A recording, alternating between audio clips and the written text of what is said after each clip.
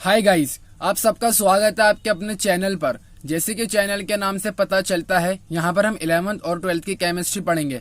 Pandemic condition के चलते हुए 11th और 12th का सिलेबस 30% रिड्यूस कर दिया गया है। तो यहाँ पर आपको केमिस्ट्री 2021 के लिए पढ़ाई जाएगी और केमिस्ट्री पढ़ाने के साथ साथ यहाँ पर आपके केमिस्ट्री के डाउट्स भी क्लियर होंगे।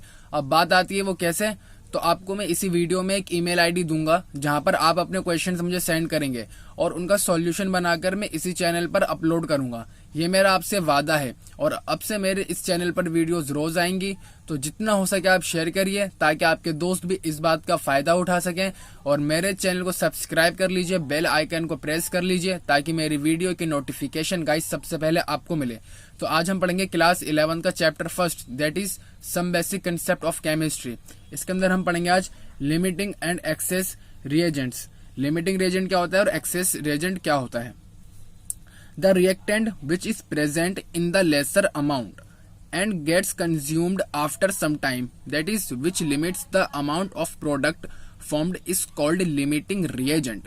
Guys, for example, मान लीजिए हमारे रिएक्टेंट साइड में एक A है और एक B है। A प्लस B से हमें प्रोडक्ट साइड पे C मिल रहा है। ओके गाइज, जैसे कि यहाँ पर हमारा A प्लस B ये रिएक्टेंट साइड है और इससे हमें मिल रहा है प्रोडक्ट C। ओके गाइज, मान लीजिए A के 10 जो इनिशियल अमाउंट है वो A का 10 है और B का 5 है। इन दोनों रिएक्ट करने से ही हमें C मिलेगा।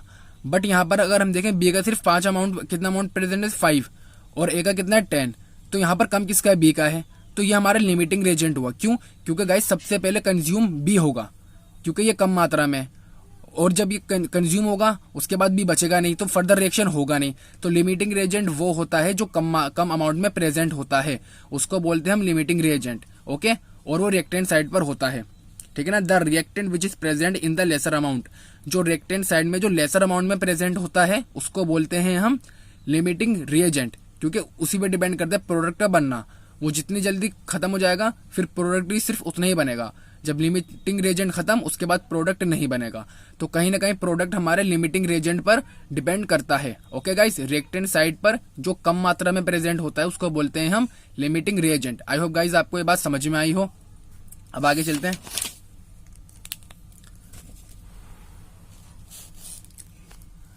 The reactant other than limiting reagent which is in somewhat excess is called the excess reagent। हमने पिछले में देखा था, अभी जो हमने एग्जांपल देखा A प्लस B से हमें C मिल रहा है, तो वहां पर A का अमाउंट कितना था 10 और B का अमाउंट था 5। तो B जो हमारा था वो लिमिटिंग रिएजेंट था। क्यों? क्योंकि उसका कम अमाउंट प्रेजेंट था। बट वहीं अगर हम दूसरी तरफ देखें A, उसका 10 अमाउंट प्रेजेंट था तो वो हमारा एक्सेस रिएजेंट हुआ क्योंकि वो ज्यादा मात्रा में प्रेजेंट है। Okay guys, the remaining amount of excess reagent is calculated by subtracting the available amount of limiting reagent from the amount of the excess reagent। अब गाइज आपसे कोई ये पूछे कि आप ये बताओ कि कितनी मात्रा के अंदर excess reagent प्रेजेंट है, तो A का कितना था 10 और B का कितना था 5। हम 10 में से 5 को माइनस कर देंगे तो हमें पता चल जाएगा कि एक्सेस रिएजेंट कितना प्रेजेंट था, वो 5 प्रेजेंट था। ठीक है, ज्यादा मात्रा में क्या प्रेजेंट था, एक्सेस रिएजेंट 5 प्रेजेंट था। आज हम क्वेश्चन करेंगे, उससे आपको और अच्छे तरीके से समझ में आएगा कि लिमिटिंग रिएजेंट क्या होता है और कैसे फाइंड करते हैं, कैसे कैलकुलेट करते हैं गाइस। ओके, तो यहाँ पर लिमिटिंग रिएजेंट क्या होता है और एक्सेस रिएजेंट क्या होता है वो पता चल गया। और अगर हमें देखना हो कि एक्सेस रिएजेंट कितनी मात्रा में ज्यादा प्रेजेंट है, कितना ज्यादा प्रेजेंट है, तो हम एक्सेस रिएजेंट में से लिमिटिंग रिएजेंट को माइनस कर देंगे। Remember that in stoichiometric calculations it is very important to choose the limiting reagent as it decides the amount of the product obtained।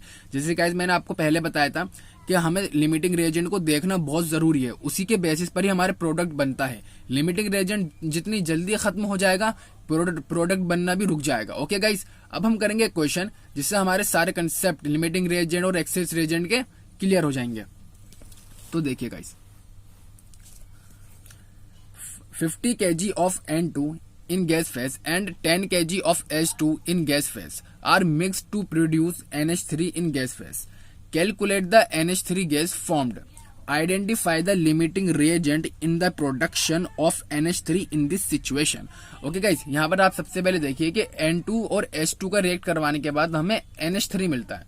तो हमने N2 plus H2 gaseous state में present था, उससे हमें क्या मिल रहा है गाइस, NH3 मिल रहा है। अब ये क्या साइन आ गया, ये इक्विलिब्रियम का साइन होता है, मतलब N2 प्लस H2 से हमें ये मिलेगा और NH3 से हमें N2 प्लस H2 मिल जाएगा। ये इक्विलिब्रियम का साइन होता है। इसको हम गाइस हम आगे पढ़ेंगे, आप इससे कंफ्यूज मत होइए। ओके, तो यहाँ पर जब इसको हम बैलेंस करेंगे तो हमें मिलेगा N2 in gas phase plus 3H2 in gas phase, then उसको रेट करवाएंगे तो हमें क्या मिलेगा, twice of NH3 in gas phase. और जैसे गाइस मैंने आपको पहले बताया था कि स्टीशियोमेट्रिक कोफिशिएंट क्या होता है, किसी भी, ये हमारा NH3 है, इसके आगे जो लिखा हुआ होता है वो हमारा स्टीशियोमेट्रिक कोफिशिएंट होता है। जैसे कि NH3 का स्टीशियोमेट्रिक कोफिशिएंट क्या है गाइस, 2 है।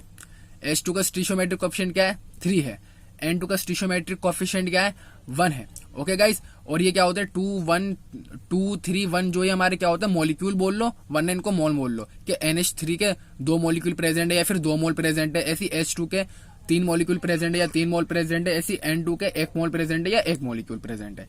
सबसे पहले गाइस हम N2 और H2 का हमें गिवन मास दे रखा है, तो इनका हम पहले मोल निकालेंगे। हम मोल क्यों निकाल रहे हैं, पहली बात तो ये लिमिटिंग रिएजेंट को फाइंड भी करना है। यहाँ पे क्या कहा गया है, calculate the NH3 gas formed, कि ये कैलकुलेट करो कि NH3 कितनी मात्रा में बनेगा, ठीक है। और उसके बाद हमें लिमिटिंग रिएजेंट भी फाइंड करना है। तो लिमिटिंग रिएजेंट को फाइंड करने के लिए सबसे पहले जो हमारे रिएक्टेंट साइड पर होते हैं ना, उनके हमें मोल फाइंड करने होते हैं। अगर क्वेश्चन के अंदर गिवन है उनके मोल, तो हम आसानी से लिमिटिंग रिएजेंट फाइंड कर लेंगे। अगर हमें मोल गिवन नहीं है रिएक्टेंट साइड पर जो हमारे प्रेजेंट है कंपाउंड या एलिमेंट मॉलिक्यूल, तो अब उनका हम फाइंड करेंगे मोल। कैसे मोल फाइंड करेंगे, हमें दे रखा है गिवन मास। आपको पता है अगर हम जब मास दे रखा हो तो मोल कैसे फाइंड करते हैं, mole of N2 is equals to given mass upon molecular mass. यहाँ पे केजी में था तो इसको ग्राम में करने के लिए 1000 से मल्टीप्लाई कर देंगे गाइस। हम इसको जब हम सॉल्व करेंगे तो हमारा फाइनल आंसर आएगा 1786।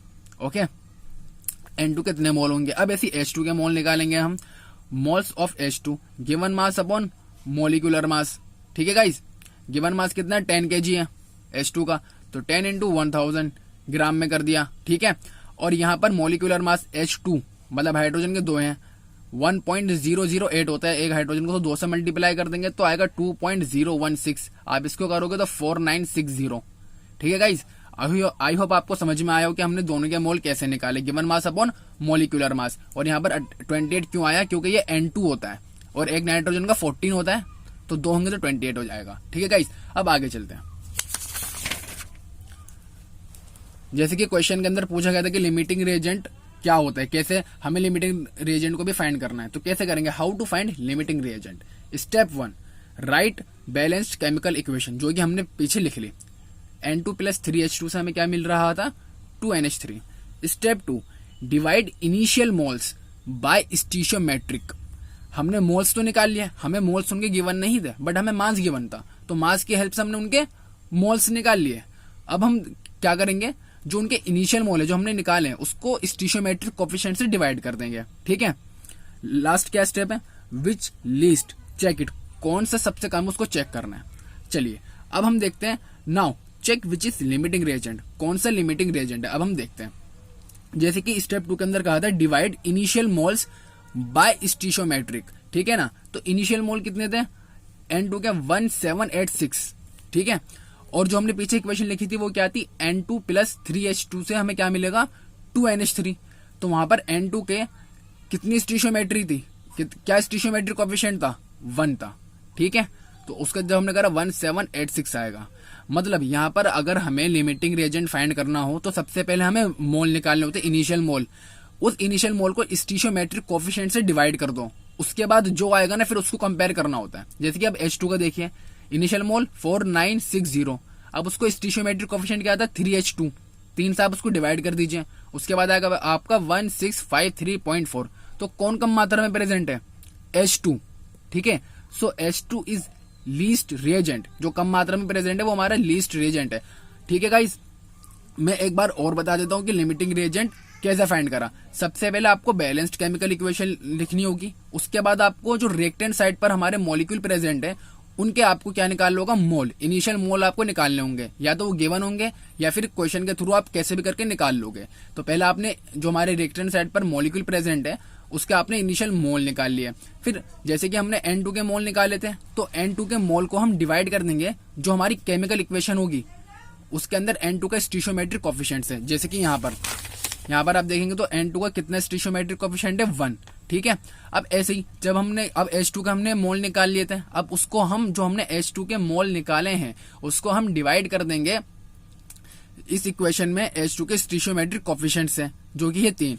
ठीक है, उसके बाद जो आएगा हमें 1786 मिल रहा है और 1653.4 मिल रहा है। और इसमें से हम देखेंगे भाई कौन सी मात्रा में कम प्रेजेंट है, कौन कम मात्रा में प्रेजेंट है, ये वाला कम मात्रा में प्रेजेंट है। जो कम मात्रा में प्रेजेंट होगा वो हमारे लीस्ट रिएजेंट होता है गाइस। ओके, अब आगे चलते हैं। सिंस 3 मोल H2 गिव्स 2 मोल NH3, जैसे कि मैंने कहा था, आपको बताया था कि लीस्ट रिएजेंट फाइंड करो, और जो हमारे प्रोडक्ट बनता है वो लीस्ट रिएजेंट की हेल्प से ही बनता है। मतलब जितना लीस्ट रिएजेंट होगा, जितनी जल्दी वो रिएक्ट कर जाएगा, उतना ही कम हमारे प्रोडक्ट बनता है। ठीक है गाइस, तो लीस्ट रिएजेंट फाइंड करना बहुत जरूरी है, और लीस्ट रिएजेंट हमें मिल गया उसके बाद हम प्रोडक्ट पर जाएंगे। अगर हमें यहाँ पर ये भी तो पूछा था कि NH3 का कितना अमाउंट बन रहा है, कितनी मात्रा में NH3 बनता है, तो उसके लिए पहले हमने लिमिटिंग रिएजेंट फाइंड करा, और अब लिमिटिंग रिएजेंट के रिस्पेक्ट में बात करेंगे। ठीक है, तो यहाँ पर हमारा H2 लिमिटिंग रिएजेंट है। जो हमारी केमिकल इक्वेशन थी वो क्या थी, N2 प्लस 3H2 से क्या मिल रहा है हमें, 2NH3। सिंस 3 मोल H2 गिव्स 2 मोल NH3, जो 3 मोल H2 के वो कितने मोल दे रहे हैं, NH3 के 2 मोल दे रहे हैं। उसी तरीके से अगर हम देखें नाउ 4960 मोल H2 गिव, अब जो हमारे 4960 मोल है वो कितने मोल देंगे, तो 2/3 इंटू 4960।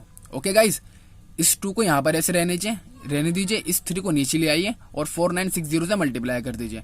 आपका जो आएगा वो आएगा 3.30 into 10⁻³ mole NH3 in gaseous phase. मैं एक बार और बता देता हूँ गाइज, सबसे पहले हमें लिमिटिंग रिएजेंट फाइंड करना होता है, और जब हम लिमिटिंग रिएजेंट फाइंड कर लेते हैं उस केमिकल इक्वेशन में, तो अगर आपको प्रोडक्ट बनाना है तो लिमिटिंग रिएजेंट के रिस्पेक्ट में ही बात होगी। और हम देखेंगे इक्वेशन में देखेंगे कि लिमिटिंग रिएजेंट यहाँ पर हमारा H2 था, तो 3 मोल से NH3 के कितने मोल मिल रहे थे गाइज, हमें 2 मिल रहे थे। और फिर 4960 से जो हमने इनिशियल मोल निकाले थे, तो उससे कितने मोल मिलेंगे गाइज, 2/3 इंटू 4960, हमें इसके मोल मिल गए। आई होप गाइज आपको समझ में आया हो कि लिमिटिंग रिएजेंट कैसे निकालते हैं, और जब हमें लिमिटिंग रिएजेंट मिल जाता है तो हम लिमिटिंग रिएजेंट के रिस्पेक्ट में ही बात करते हो, लिमिटिंग रिएजेंट की हेल्प से ही प्रोडक्ट के मोल्स निकालते हैं। Okay guys, now calculate NH3 formed. अब कितना मात्रा में NH3 बना है, जैसे कि number of moles is equals to given mass upon molecular mass होता है। यहाँ पर हमने नंबर ऑफ मोल्स तो निकाल लिए थे, 3.30 into 10⁻³ is equals to given mass upon molecular mass. Nitrogen का 14 होता है और हाइड्रोजन के यहाँ पर हमने 111 ले लिया, तो ये जाएगा 17। अब आप कंफ्यूज हो रहे होंगे, कहीं हम क्या नाम है हाइड्रोजन का 1.008 ले रहे हैं, कहीं 1 ले रहे हैं, तो ज्यादातर मात्रा में 1 ही लेंगे, वरना आपको क्वेश्चन के अंदर स्पेसिफाई किया जाएगा कि आप हाइड्रोजन का इतना मास लो, वरना आप 1 ही लेकर चलना। आप इसको इससे मल्टीप्लाई कर दोगे तो आपका फाइनल आंसर जो आएगा वो आएगा 56.1 इंटू 10⁻³ ग्राम NH3। अगर इसको केजी में करना है तो ये हो जाएगा 56.1 kg NH3।